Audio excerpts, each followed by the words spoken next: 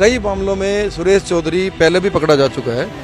सरकार का कोई एक्शन ना होना, आज तक भी किसी एमएलए, किसी मंत्री, किसी एडमिनिस्ट्रेटिव ऑफिसर का कोई कमेंट ना आना, तो ये तो साफ सी बात है कि उनका मौन समर्थन है उसको, और मौन समर्थन कोई भाईचारे में नहीं है, उनको हिस्सा जाता है। लेकिन ये समझ में नहीं आ रहा कि हम मांग किससे करें, क्योंकि ये साफ हो चुका है अब कि जो ड्रग इंस्पेक्टर है सरकार की उसके साथ 100% मिलीभगत है। तो और ये जो भगोड़ा नहीं है, ये सरकार की कंसेंट से इन्होंने तब तक दबा रखा है जब तक मामला कंट्रोल ना आ जाए।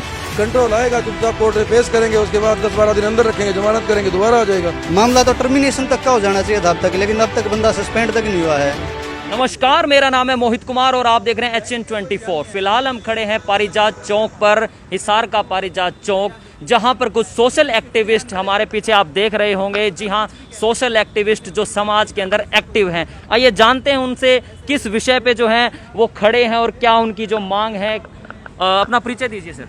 सर, मेरा नाम मनीष खत्री है जी। मैं बेसिकली रोहतक से हूँ, गांव मेरा खरकजाटन है। अच्छा जी। जी, और फिलहाल हम यहाँ इकट्ठे हुए हैं, जो DI ड्रग इंस्पेक्टर है सुरेश चौधरी, उसके मामले में इकट्ठा हुए हैं। हमारी मांग ये है कि उनको जल्दी से जल्दी गिरफ्तार किया जाए, लेकिन ये समझ में नहीं आ रहा कि हम मांग किससे करें, क्योंकि ये साफ हो चुका है अब कि जो ड्रग इंस्पेक्टर है सरकार की उसके साथ 100% मिलीभगत है। अब ये श्योर हैं आप? श्योर हैं जी। नहीं कैसे पता आपको? एक बात बताइए ना आप, ये ऐसे पता है कितने दिन हो लिए उनका, अब तक किसी को ये मालूम नहीं है, सस्पेंड तक नहीं किया गया भाई साहब। कम से कम आदमी को सस्पेंड तो करें। मामला तो टर्मिनेशन तक का हो जाना चाहिए था अब तक, लेकिन अब तक बंदा सस्पेंड तक नहीं हुआ है।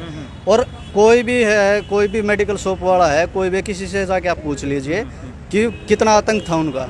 और केवल यही नहीं, लगभग हर एक जिले का यही हाल है, सब ऐसे ही परेशान में। तो वो भगोड़ा घोषित हो चुके हैं, भाग रहे हैं, गिरफ्त से बाहर हैं। हाँ, भगोड़ा घोषित हो चुके हैं। क्या आपको पता है सस्पेंड हुए हैं? वो सस्पेंड नहीं हुए हैं। अच्छा, सस्पेंड नहीं हुए? सस्पेंड नहीं हुए हैं। अच्छा। और सस्पेंड अगर मान लिया हो भी गए तो पकड़ेगा कौन है, और कितने दिन तक भागते रहेंगे? अब वो हमें क्या पता कि यहाँ विधायक के पास बैठे हैं या शिमला बैठे हैं, कब तक ये कार्रवाई होगी और कब तक, कितने दिन में इस आतंक से हम बचेंगे? आपने बताया आप रोहतक से हैं। हाँ जी। तो इस बात को उठाने स्पेशल रोहतक से आप हिसार आए हैं या यहीं रहते हैं? जी, मैं ये जवाब दो हिसाब दो संस्थान है जो इनके साथ काम करता हूँ, तो स्पेशल इसी काम के लिए मैं यहाँ आया हूँ। अच्छा जी। बहुत जज्बा है आपका भ्रष्टाचार को लेके, मतलब भ्रष्टाचार स्पेशल जो है। हाँ, भ्रष्टाचार के खिलाफ है। भ्रष्टाचार, हाँ, भ्रष्टाचार के खिलाफ मतलब पूरी तरह से आवाज उठाते हैं आप। जी। RTI भी लगाते हैं? RTI लगाते हैं जी। RTI लगाते हैं। हमारे भाई साहब संजीव जी ने अभी RTI लगाई थी पहले। हाँ। कि मेडिकल जो सिविल हॉस्पिटल हैं, इनमें कितने वेंटिलेटर हैं अब तक, है ना, कम से कम भी 50 दिन के आसपास हो लिया, सभी ने जवाब नहीं दिया है। किसी में एक है और किसी में बिल्कुल भी नहीं है। अपने हिसार में ही देख लो, हिसार ने उठा के जो अग्रोहा मेडिकल है उसका दे दिया, अपना सिविल का कोई डाटा ही नहीं दिया। तो क्या RTI लगा के भी हम कर क्या लेंगे? केवल हमारे को ये पता लगता है कि हाँ भाई, अव्यवस्था इतने स्तर पे फैली हुई है कि जिसका कोई इलाज नजर ही नहीं आ रहा। कम से कम मनीष भाई, मनीष नाम बताया आपने। एक बात बताओ, भ्रष्टाचार इस रग रग में फैला हुआ है, अधिकारियों के, नेताओं के, इस पूरे भारत में भ्रष्टाचार का खूब बोलबाला है। तो क्या ऐसे वो कारण रहे कि भ्रष्टाचार को लेकर आप इतने एक्टिव हो गए कि भाई भ्रष्टाचार के मैंने खिलाफ लड़ना है? क्योंकि हर आदमी आज देखें तो कोई 2 रुपए का भ्रष्टाचार करता है, 200 का करता है, कोई 2 लाख का करता है, 2 करोड़ का करता है। कुछ ऐसी घटना आपके साथ घटी थी भ्रष्टाचार में? आप किसी प्रकार से आपको ठगा गया था क्या? क्यों आप जो है इतने एक्टिव हुए इसमें? देखो, बेसिकली मेरे साथ नहीं है, हर एक आदमी के साथ कहीं ना कहीं कोई ना कोई घटना हुई होती है। लेकिन है ना, भ्रष्टाचार के खिलाफ बोलना, उसके लिए है ना एक चीज़ होती है कि मैं खुद को कम से कम मैं खुद को सही रख रहा हूँ ना, तो ही मैं भ्रष्टाचार के खिलाफ बोल सकता हूँ। बिल्कुल। अगर मैं कहीं ना कहीं गलत हूँ ना, तो मेरे अंदर से वो आवाज़ नहीं आएगी, कभी नहीं आएगी। अब मेरी आप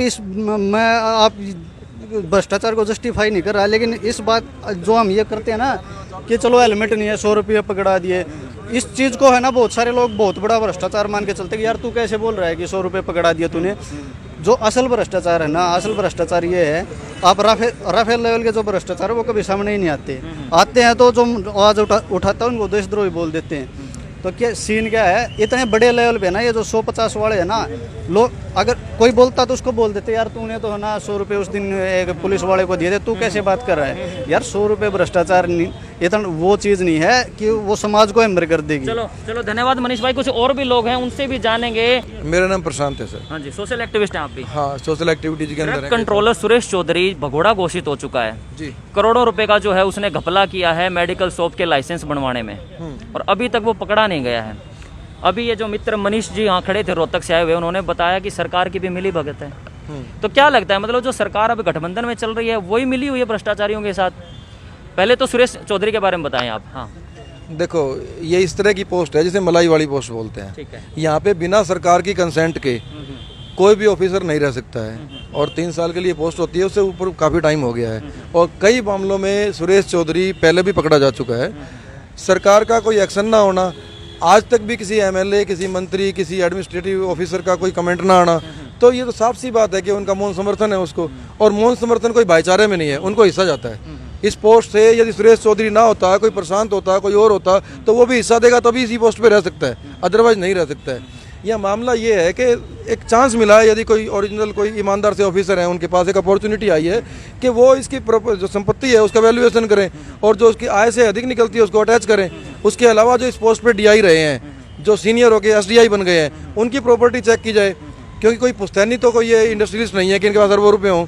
हर डीआई के पास आपके पास कई करोड़ रुपए की, अरबों रुपए की प्रॉपर्टी मिलेगी, तो कहाँ से आई है वो? तो एक चांस मिला है एडमिनिस्ट्रेशन के पास, और ये जो भगोड़ा नहीं है, ये सरकार की कंसेंट से इन्होंने तब तक दबा रखा है जब तक मामला कंट्रोल ना आ जाए। कंट्रोल आएगा, चुपचाप कोर्ट में पेश करेंगे, उसके बाद 10-12 दिन अंदर रखेंगे, जमानत करेंगे, दोबारा आ जाएगा। चलो, मैं एक सवाल ले लेता हूँ, बड़ा अच्छा स्पीच दे देते हैं आप भी। भ्रष्टाचार इस देश के अंदर आज से नहीं है जी, शुरू से ही है भ्रष्टाचार। बिल्कुल। भ्रष्टाचार को लेकर के तो एक यूनियन टेरिटरी में, अगर दिल्ली की बात करूं, एक पार्टी भी बन के उभर चुके हैं जहां सीएम हैं, आप समझ रहे हैं उस बात को। ये भ्रष्टाचार की मूल वजह क्या है? क्या नेता भ्रष्टाचार को कहीं ना कहीं बढ़ावा देते हैं, या हम आदमी जो रिश्वत देने के लिए तैयार हो जाते हैं वो बढ़ावा देते हैं? ये भ्रष्टाचार आखिर फैलता क्यों है? देखो, बड़ा गहरा सवाल है आपका ये 1-2 लाइन में या इस तरह की बातचीत में खत्म होने वाला नहीं शॉर्ट में कर दो। लेकिन मैं छोटे तौर पे बताऊं आपको, तो ये जो कैपिटलिस्टिक मोड ऑफ प्रोडक्शन है कि जहाँ पे हर चीज़ आपको पैसे से ही मिलेगी, जहाँ पे कैरियर का मतलब ही पैसा हो गया है कि यदि आपको ये काम करना है, जो आपने माइक पकड़ा हुआ है, तो आपको शाम को 500, 1000, 2000 रुपये चाहिए, तभी आप कल को रोड पे आ सकते हो दोबारा बात करने के लिए। तो यदि आपको कहीं से भी रेवेन्यू सोर्स नहीं है तो क्या करोगे आप? यदि आप ये काम कर रहे हो और ना मैं आपको पैसे दे रहा हूँ, ना कोई एडवर्टीजमेंट आ रही है, तो कोई ना कोई रास्ता निकालोगे आप। लेकिन एडवर्टीजमेंट से पैसा कमाना भ्रष्टाचार नहीं है सर। नहीं, मैं कह रहा हूँ कि एडवर्टीजमेंट नहीं मिलती है तो आपके पास 2 ही रास्ते बचते हैं, या तो आप इस काम को बंद कर दोगे, या फिर आप किसी ना किसी को ब्लैकमेल करने का रास्ते पे आओगे। नंबर के तरीके से अगर पैसा हाँ, कमाया जा रहा है वो तो ठीक है ना? अब अगली बात आती है कि 1 नंबर के तरीके से यदि पैसा कमाया जा रहा है तो उसमें कोई झगड़ा नहीं है, और ना ही उसको भ्रष्टाचार कहा जाता है। मामला ये है कि इस मॉडल के अंदर एम्बिशंस ऐसी हो जाती है कि मेरे पास एक मारुति कार है, उसके बाद मेरे को मर्सिडीज चाहिए, सीधा जंप इतना है। तो एसडीआई की कोई ऐसी बात नहीं है कि सैलरी कम होती है, या डीआई की सैलरी कम होती है। इस तरह की पोस्ट पे वो इसलिए आते हैं कि उनको और ज़्यादा कमाना है, और ज़्यादा कमाना है, रिस्क लेते हैं, वो रिस्क में ही तो है, भागा फिर रहा है वो। ऐसी बात नहीं है कि पहली बार बेइज्जती हुई है उसकी, पहली बार पकड़ा गया, पहले बहुत बार बेइज्जती हो चुकी, पहले बहुत बार पकड़ा गया, लेकिन वो ये कि खुद रिश्वत कमाता है, अपने ऑफिसर को रिश्वत देता है, अपने मंत्री को रिश्वत देता है। एक बात तो है सर, आप ड्रग इंस्पेक्टर हैं, मैं लाइसेंस लेने आता हूँ मेडिकल शॉप का, आपने मेरे से डिमांड कर दी 1 लाख रुपए की कि भाई 1 लाख रुपए दे तब तेरे को मेडिकल शॉप का लाइसेंस देंगे। अगर मैं ही देने के लिए तैयार न हूं, कभी ड्रग इंस्पेक्टर घर जाके तिजोरी में से तो निकाल नहीं सकता। कहीं ना कहीं कमी तो इंसानों की भी है ना, जो हम लोग आमजन की भी है। इसमें कोई 2 राय नहीं है। सारे आमजन देना बंद कर देंगे तो अपने आप सुधर जाएंगे। वो बंद कर देगा तो लाइसेंस अटका रहेगा उसका।